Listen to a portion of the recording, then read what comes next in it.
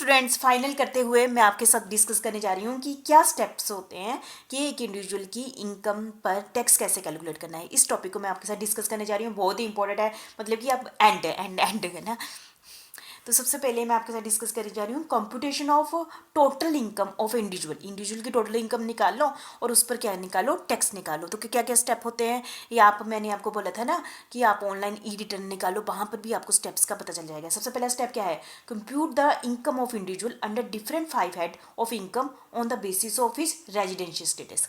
जैसे कि हमने सेकंड चैप्टर किया था ना कि रेजिडेंशियल स्टेटस क्या है, ऑर्डिनरी रेजिडेंट है, नॉन ऑर्डिनरी रेजिडेंट है, पहले वो देख लो, ठीक है। फिर पांचों हेड आपको पता है, salary, house property, business and profession, capital gain और अदर सोर्सेज इनकम। पांचों हेड से उसकी इंडिविजुअल की क्या निकाल ली, इनकम निकाली। तो पहला स्टेप हो गया। दूसरा स्टेप क्या कर दिया, club the income of any other person included under section 62 ठीक है। जो अभी हमने लास्ट इससे पहले वाली वीडियो में मैंने आपको कहा ना, मैं आपसे लास्ट में डिस्कस कर रही हूँ।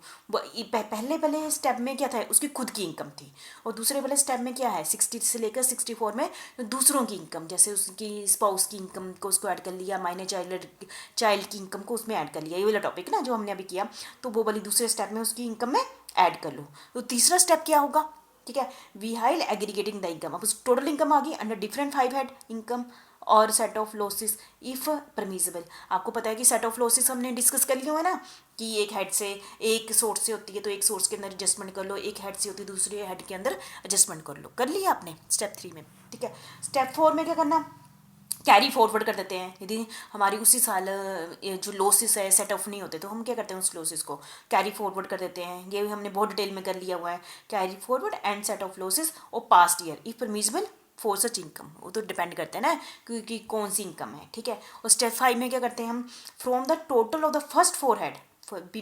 देखो हमने टोटल इनकम निकाल ली एक इंडिविजुअल की, हम उसके लॉसेस को आपस में सेटअप भी कर दिया, कैरी फॉरवर्ड भी कर दिया, ठीक है। उसके बाद क्या करेंगे, हमने फिर एक चैप्टर किया था ना अंडर डिडक्शन वाला, ये सेक्शन 80C से लेकर 80U तक, वो सारी डिडक्शन आप ले लिया आपने, ठीक है, ले लिया क्योंकि चैप्टर वाइज ही चले हुए हैं ना।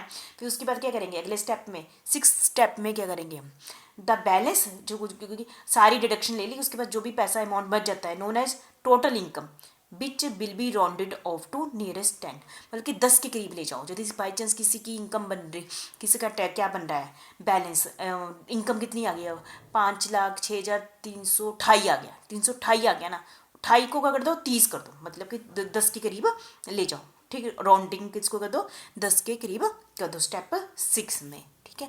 भाई पीछे 10 आना, 0 आना चाहिए कहने का मतलब। 7th में क्या करेंगे, compute tax on such total income as per the rate of tax applicable. आपको पता है कि जो भी 2.5 लाख तक रेट है तो उसके अकॉर्डिंग हमें क्या कर देंगे, टैक्स कैलकुलेट कर लेंगे स्टेप 7 में। और स्टेप 8 में क्या करेंगे, टोटली खुद इंडिविजुअल देख लेंगे कि उसको एग्जाम्पशन 5 लाख तक मिली है, ठीक है। देन मतलब कि यदि उसकी इनकम, अगला स्टेप हमने रिवेट कर ली ना, पिछले चैप्टर में किया ना रिवेट अंडर सेक्शन 87A, ठीक है। देखो कितनी सारी डिडक्शन ले ली, कैरी फॉरवर्ड सेट ऑफ भी कर लिया हमने, इंटरसेक्शन 80C से लेकर 80U तक डिडक्शन भी ले ली। अब एक और डिडक्शन रिवेट हमने लास्ट चैप्टर में किया अंडर सेक्शन 87A, कितनी मिलती है, 12,500 मिलती है एक इंडिविजुअल को यदि उसकी इनकम कितनी है, 5 लाख से कम है, ठीक है। यदि उसकी इंडिविजुअल की इनकम 5 लाख से कम है और उसको रिवेट मिलती है अंडर सेक्शन 87A के अंदर कितनी, 12,500। ये वाली रिवेट भी ले लो, आप ले ली। तो उसके बाद फिर आपकी इनकम बच जाती है, तो फिर ऐड एजुकेशन सेस कितना लगेगा, 4% पर लगा लो, 4% आप लगा लो, हायर एजुकेशन सेस लगा लिया आपने, ठीक है। कैलकुलेशन थोड़ा आप एग्जांपल करोगे तो हो जाएगा। फिर आप रिलीफ ले लो अंडर सेक्शन 89, अंडर सेक्शन ये भी हमने कर लिया है, and low relief under section 89 आप ले लो। फिर लास्ट में क्या कर लो, डिडक्ट यदि आपने पहले कोई TDS दिया हुआ है, जिसमें ना हमने बोला डिविडेंड लिया, ग्रोस अप कर लिया, यदि कंपनी ने उस पर TDS काटा हुआ है या कोई भी TDS काटा है उसकी रिवेट ले लो। एडवांस टैक्स आपने कोई दिया हुआ है उसकी रिवेट ले लो for relevant assessment year if any. फिर एंड में क्या करो, द बैलेंस यदि net tax payable which must be rounding off to nearest 10, तो उसको एंड में जो भी बन जाता है उसको 10 के करीब आप ले जाओ, ठीक है। ये था आपका ये कि टैक्स कैसे कैलकुलेट करते हैं, ठीक है। तो मैंने अभी तक आपको क्या करा दिया, 5 हेड की इनकम है कैलकुलेट कर ली, कर ली। फिर दूसरों की इनकम यदि ऐड होनी है अंडर सेक्शन 60 से लेकर 64 वो भी ऐड कर लो, कर ली। फिर डिडक्शन ले लो 80C से लेकर 80U तक ले ली। फिर उस पर रिवेट ले लो, ठीक है, जो पिछला रिवेट ले लो, सब कुछ ले लिया। तो उसके बाद राउंडिंग ऑफ कर लो, सरचार्ज लगा दो, ठीक है।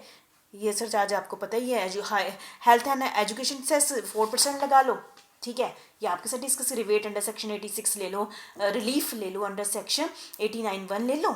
ये सारा कैलकुलेट करने के बाद आपका टैक्स आ गया, हो गया फाइनल, हो गया टैक्स आपका कैलकुलेट, एक इंडिविजुअल का क्या कर लो, ठीक है। इससे रिलेटेड आपके इसी चैप्टर के अंदर बहुत सारी एग्जाम्पल छोटी छोटी दी हुई है, कर लो। तो साथ में आपका थियरी भी क्वेश्चन बन गया और आपको टैक्स कैलकुलेट करना भी आ गया, ठीक है।